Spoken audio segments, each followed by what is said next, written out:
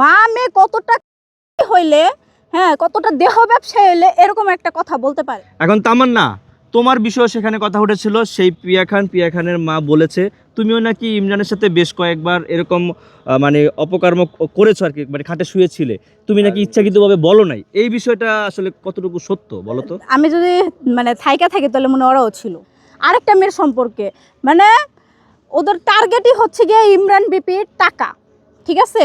Imran BP না, ওদের target হচ্ছে ইমরান বিপির টাকা। তো আমার সাথে যদি এরকম হইতো আমি অবশ্যই মুখ খুলতাম, ঠিক আছে? আমি গিয়ে আমার সম্মান নিয়ে এই করতে দিব নাকি? ওর চলাফেরা দেখেন, আমার চলাফেরা দেখেন। এখন তার তরফ থেকে এরকম একটা কথা আইছে, যদি তামান্না যদি তাদের নিয়ে বেশি বাড়াবাড়ি করে তাহলে আপনাকে নাকি আসামি করা হবে। এই বিষয়টা আপনি কিভাবে দেখেন? তার মানে সত্য বলা থেকে আপনাকে পিছিয়ে দেবে এরকম কিছু? অবশ্যই যদি আমি সত্য কথা বলার কারণে জেলে যাই তাহলে এর ভিতরে গাবলা আছে ভাই। তাহলে ওরা সত্যটা ধামাচাপা দিতে আছে, ওদেরটাই হচ্ছে কি ওরা প্রকাশ করতে আছে। হ্যাঁ, ওরা চাইতেছে আমরা যারা সত্য কথা বলতেছি, হ্যাঁ, এদের সত্যটা যেন একেবারে জন্য ধামাচাপা দেওয়া হয়। আর ওদের উপরে লোক আছে, আপনারা খোঁজ নিয়ে দেখেন, ওদের উপরে লোক আছে। কোনো বাংলাদেশের আইন প্রশাসন হচ্ছে গিয়া মামলা দেওয়ার আধা ঘন্টার ভিতরে তদন্ত না করে অ্যারেস্ট করে না, এটা কখনোই পসিবল না। অবশ্যই উপরে লোক আছে দেখে হচ্ছে গিয়ে আধা ঘন্টার ভিতরে ধরে নিয়ে গেছে, নাহলে কখনোই তারা পারতো না। আর হচ্ছে গিয়ে তারা এই যে সুমায়ার নামে মামলা দিচ্ছে, ঠিক আছে? তো সুমায়ার বিষয়টা আমি বলি, সুমায়া আর আমি কিন্তু একেবারে বোনের মতো, ঠিক আছে? আমরা কিন্তু একই রকম ড্রেস পরি, একই মানে সব কিছু আমাদের মাঝে মাঝে একই রকম দেখা যায়। তো ওর সাথে আমি আজ 3 বছর ধরে আছি, ওর সাথে আমার কোনো কিছু নিয়ে তর্কি না, কিচ্ছু না। বা আমি যদি একটা ভুল করছি, আপু আমি না এটা করে লাইছি, কি করুম কও? মানে আমরা আমাদের ভিতরে বোনের মতো সমাধান নিচ্ছি। আর এইখানে ও হচ্ছে গিয়ে কি ওই সংসারটায় হাত দিতে ধরছে, একটা মাসুম বাচ্চা ভাই। মানে ওদের কি মানে এইটুকু বাচ্চাটার কথা চিন্তা আসলো না? বাচ্চাটাকে বাবা ছাড়া করছে, বাচ্চাটা বাবা বাবা করে কান্দে।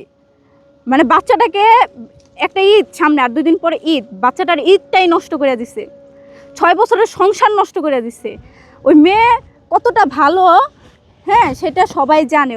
ওর মা যে বলছে একটা ভিডিওতে যে ওনার মেয়ে বিয়ে করে নাই, আপনারা খবর নিয়ে দেখেন, ওই মেয়ের 2-3টা হাঙ্গা হয়ে গেছে, 2-3টা বিয়ে হয়ে গেছে, 2টা বিয়ে হয়েছে অলরেডি। 3টার খবর জানে না, কিন্তু 2টা হয়েছে এটা কনফার্ম, ঠিক আছে? তো আপনারা খবর নিয়ে জানতে পারবেন। আর ইমরান বাইরে যারা ভুল বুঝতেছে, হ্যাঁ, তারা একদিন সত্যটা জানবে, ঠিক আছে? তখন তারাই বলবে না আসলে মেয়ে মানুষ যে এতটা জঘন্য হতে পারে এটা আমার কল্পনার বাহিরে ছিল। আসলে আমরাও কিন্তু দেখি বিভিন্ন জায়গায় কিন্তু হানি ট্র্যাপের কারণে কিন্তু অনেক মেয়েদেরকে গ্রেপ্তার করেছে। কিছুদিন আগে বরিশালে, এর আগে করেছিল গাজীপুরে।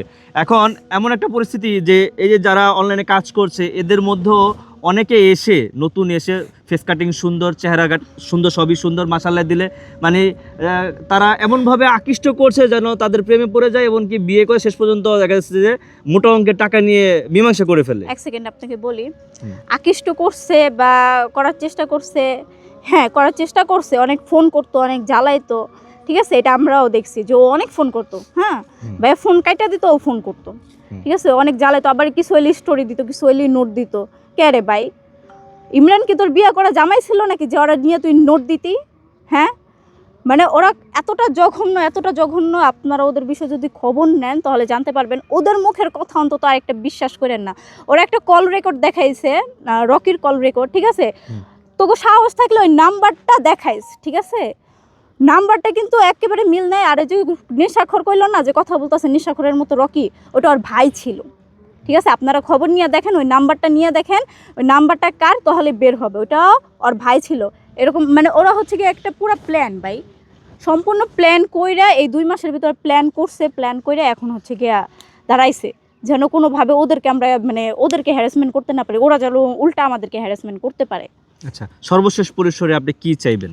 আমি চাইবো ইমরান বিপির মুক্তি, সে সম্পূর্ণভাবে নির্দোষ।